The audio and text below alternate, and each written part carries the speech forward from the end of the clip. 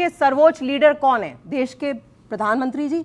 तो शुरुआत तो प्रधानमंत्री निवास से करनी चाहिए हमें जाके। देखिए, मैंने सुना है कि वहां पे एक ऐसा कमरा है जिसमें नई राजनीति की शुरुआत तो आप करने के लिए आए थे, उम्मीद मोदी से आपको। सोना है, हीरे जवाहरात है, जो डाइनिंग सेट है वो सोने का है, तो हम जाके एक बार देख लेना। प्रधानमंत्री जी से शुरू करते हैं, उसके प्रधानमंत्री आवास तो मैं भी गया हूं, लेकिन डाइनिंग सेट तो कहीं सोने का मुझे नहीं दिखा।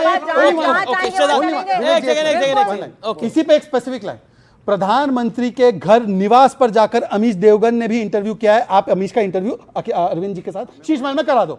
शीश महल में बोलो कि करवा देंगे अमीश के साथ इंटरव्यू, खत्म बात। बोलिए अमीश जी नहीं देंगे आपको, अमीश जी नहीं देंगे, गलती से भी शीश महल में नहीं देंगे। आपको कैसे पता कि वहां पर इतनी सारी व्यवस्थाएं आप देखकर आए थे? मैं आपको बताता हूं, क्योंकि जब इनको छोड़ना पड़ा मुख्यमंत्री निवास और वो निवास, उसके बाद सुनिए, ये बाथरूम देखने गए थे, मैं जवाब देता हूं, बेडरूम देख रहे थे। देखिए मैं जवाब देता हूं, शीला दीक्षित के बाथरूम में कितने एसी थे ये गिनवाने का काम इस आदमी कुकर्मी आदमी ने किया। तो आज मैं पूछा जाता हूं कि टोटो टॉयलेट है कि नहीं, बताओ आपने। शीला दीक्षित क्या रीना गुप्ता, शीला दीक्षित के बारे में नहीं बोला था, रीना गुप्ता नहीं बोला था। बोलने तो दो, रीना गुप्ता क्या बोला था वही तो बोलना चाहता हूँ। संविधान की बहस पे आते हैं। जब भारतीय जनता पार्टी को समझ में नहीं आता है कि क्या बोले, तो इस तरह की गंदी भाषा, गाली गलौज यही शुरू करते हैं। साइकोपैथ आप कहेंगे प्रधानमंत्री को, वो बहुत अच्छी भाषा थी ना। अब आप मुझे बोलने नहीं दे रहे। अच्छा, अभी रोने अब 30 सेकंड उनका अधिकार बनता है। खुद बीच में बोले तो ठीक है। शहजाद प्लीज, नहीं शहजाद, कितना भी कर लो शहजाद पूनावाला, गलत पार्टी में हो, कितना भी मुसलमानों को गाली दे दो, तुम्हारी इस पार्टी में कुछ नहीं होने वाला है। सिर्फ एक टोकन पीस हो, हर रोज बैठ के योगेंद्र यादव को समझाओ, ये आशुतोष को समझाओ, ये प्रशांत भूषण को समझाओ, शांति भूषण को। अरे भाई एक सेकंड, निकल गए भाई आपकी पार्टी। योगेंद्र यादव ने तो सफोलॉजी बंद कर दिया, अब उनका छोड़ो, उनका बहुत बुरा हाल है। योगेंद्र यादव ने तो सफोलॉजी बंद कर दी है। पूछो विवेक जी से योगेंद्र यादव जी का क्या हाल है। योगेंद्र यादव जी को मैं बेस्ट विशेस देता हूं। एक बात बताइए, आप यूपी के अंदर लोकसभा की अच्छी सीटें जीते, उसमें तो लोकतंत्र की जीत हुई थी, और ये जो विधानसभा का उपचुनाव हुआ, यहां आपका भी बुरा हाल हो गया। हरियाणा के अंदर कांग्रेस निपट गई, महाराष्ट्र में पूरा का पूरा गठबंधन ही निपट गया। अब बताइए वहां किसकी जीत हुई है? मतलब आप जीते तो ईवीएम बढ़िया काम कर रही है, आप हारे तो ईवीएम में दुख है, और फिर संविधान खतरे में है। ये नैरेटिव कब तक चलेगा? नहीं, लोकसभा जब हम जीते हैं तब भी हम कह रहे हैं कि बैलेट पेपर होना चाहिए, हमें ईवीएम पे विश्वास नहीं है। अब तब भी हमने बोला था, आज भी बोलते हैं।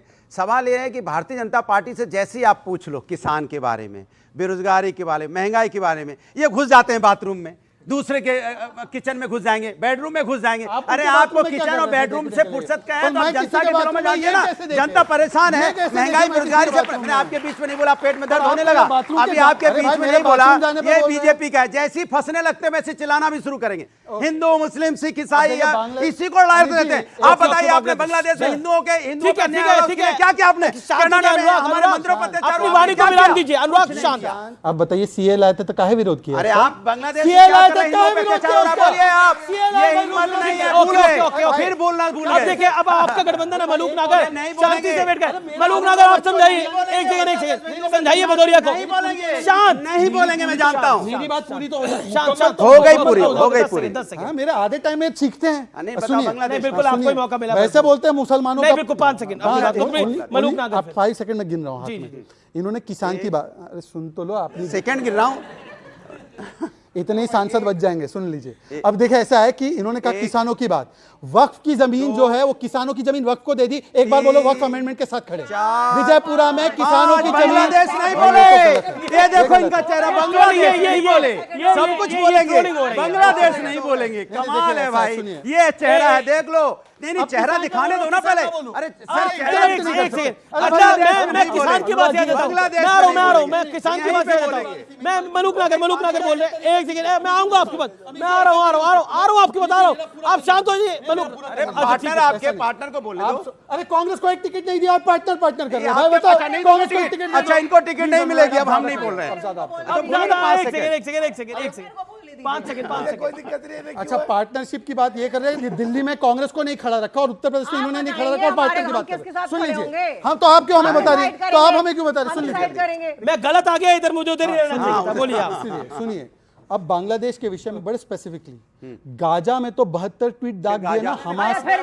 बांग्लादेश ये नहीं क्या आएगा। तरीका, ये क्या तरीका है? बांग्लादेश देखिए, मेरा निवेदन है, बांग्लादेश के हिंदुओं के साथ जो प्रताड़ना हो रही है उसे देख, उसको मुस्कुराते हुए उसकी बात ना मुस्कुराते नहीं, रखें। मैं उस कह रहा घर हूं से गलत हो पूछिए रहा है। जिसकी बेटी गई है, उस बाप से पूछिए जिसकी बेटी गई है, उस भाई से पूछिए जिसकी बेटी गई है, उस पति से पूछिए जिसकी बीवी गई है। मजाक कर रहे हैं आप लोग? मजाक नहीं कर रहे हैं। मैं आप सबको नहीं कहना चाहता हूं। चिल्ला चिल्ला के बोलो बांग्लादेश में हिंदुओं पर अत्याचार हो रहा है, बोलिए। आप इधर पर क्यों भाग रहे हैं? एक ये कह रहा हूं। आप सब नहीं, एक मिनट। नहीं, अमीश भाई आपने विवेक, बांग्लादेश में जो इस्लामिक कट्टरपंथियों की वजह से हिंदुओं पर प्रताड़ना हो रही है, उसी से उनको बचाने के लिए सीए कानून का विरोध इन सब ने किया। और आज मैं कह रहा हूं, जैसे आप भारत में रह के तो कहते हैं ना कि हिंदू जो है मुसलमानों की लिंचिंग करता है, एक बार बोल दो कि इस्लामिक जिहाद हो रहा है बांग्लादेश। हमने अभी एक मिनट, हमने मुद्दा उठाया ना, बांग्लादेश हिंदुओं पे अन्याय हो रहा है, ये नहीं बोल पाए कि हिंदुओं पे अन्याय हो रहा है, इसको घुमा रहे हैं जलेबी की तरह। आप बोलिए, आप क्या कार्रवाई करेंगे बताइए सरकार। आप शांत होइए मलूक नागर। देखिए, इस देश में अगर किसी भी मुसलमान के खिलाफ अन्याय हो तो हम लोग बोलने के लिए तैयार हैं, लेकिन अगर बांग्लादेश में हिंदुओं के खिलाफ अन्याय हो रहा है तो राहुल गांधी और सोकॉल इंडिया गठबंधन के लोग चुप क्यों बैठे?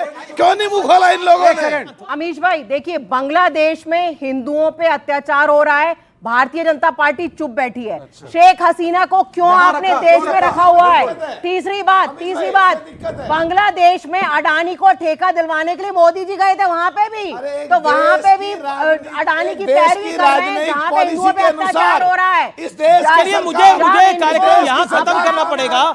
आप तमाम लोगों ने इस कार्यक्रम में हिस्सा लिया, आपका बहुत बहुत शुक्रिया। लेकिन देखिए, संविधान नाम की जो बहस है ये भी और बढ़ेगी, ये और चलेगी और दिल्ली चुनाव के इर्द गिर्द ये अपने पीक पे जाएगी।